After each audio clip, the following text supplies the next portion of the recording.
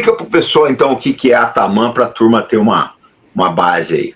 Sim. Ataman é o chefe cossaco. E como eu descobri, inclusive aqui numa live do canal, o Ataman vem do alemão Hauptmann. Hauptmann, que chegou ao polonês e ao ucraniano como Hetman. E de Hetman, no russo, como Ataman.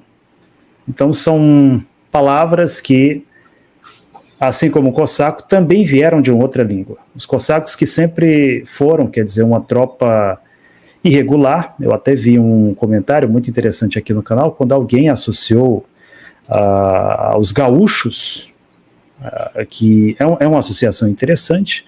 Eu poderia associá-los também aos vikings, né, que durante muito tempo nós tivemos a chamada guarda varengue, que fazia a guarda de cidades como Constantinopla. Eu poderia até mesmo associar talvez ao cangaço, só que ao cangaço já é, como se diz, forçar a barra, porque o Nordeste do Brasil não é uma região fronteiriça com outro estado, né? Se o Nordeste do Brasil tivesse fronteiras com outro estado, os cangaceiros certamente teriam tido uma importância muito maior para o estado brasileiro do que a que eles tiveram, né? Embora eles sejam, hoje eles são personagens, digamos, muito controversos, ao passo que os cossacos não. Os cossacos, eles durante muito tempo foram basicamente as tropas de fronteira.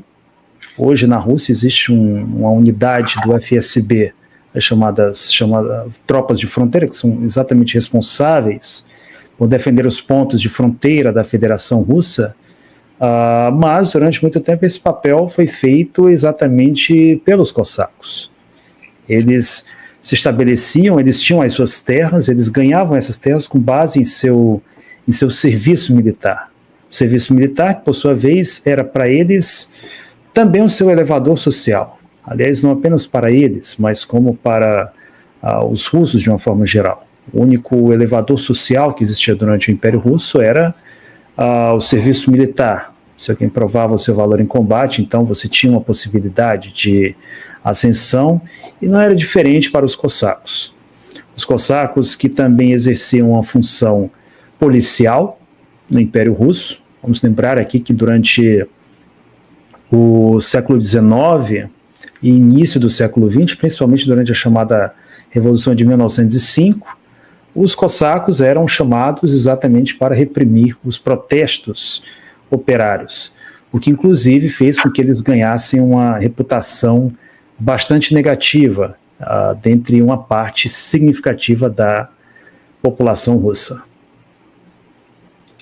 Mas, o Cristiano, por exemplo, né, eu não sei se você pode falar desse assunto aí, mas a conquista do Azov, por exemplo, na região do Azov ali, foi determinante, né, o papel dos cossacos, né, porque ali estava uma disputa entre turcos, russos e cossacos, né? Sim, claro. Foi uma conquista feita pelo chamado cossacado do Zaporozhia. Zaporozhia, muita gente deve ter ouvido falar, né, em razão da tomada recente do exército da Rússia de uma usina nuclear. Então aquela região, ela é considerada o berço exatamente desse cossacado. Aí é nessa hora que eu vou pedir ao comandante para abrir aquele vídeo que eu enviei. Tem inclusive uma pintura bastante icônica, que é essa que vocês... A anterior, por favor. Peço que dê uma pausa ali na... Tudo bem. Pronto, essa aí. Então... Essa aqui? Isso. Então, os cossacos do Zaporozhia, eles são considerados por muitos como sendo, digamos, o arquétipo do cossaco russo moderno. A gente está vendo um quadro do Ilya Repin, do final do século XIX, chamado Carta ao Sultão. Eles se encontravam na região do Zaporozhia, que é uma região, na época, fronteiriça com a Turquia. Vamos lembrar que, na época deles, a Turquia ocupava a região que hoje é a Crimeia. A Crimeia, ela já foi um kanato, já foi ocupada pelos turcos, e, consequentemente, era uma região, era o pé deles ali para mais um pé que a Turquia tinha na Europa.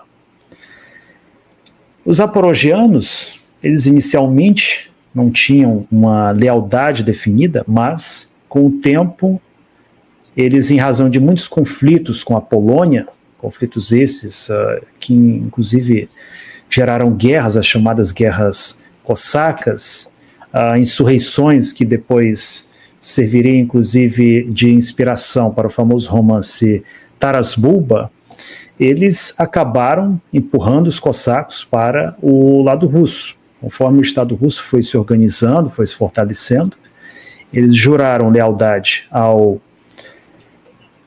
Tsar da Rússia e, em razão, inclusive, do crescimento populacional deles, eles tinham um elevado crescimento populacional em relação a outras regiões, foram muito importantes para a conquista de praticamente toda a região do Mar de Azov,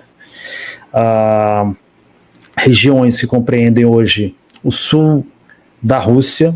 Eles tiveram um papel muito importante nisso, enquanto um exército irregular a serviço do imperador da Rússia.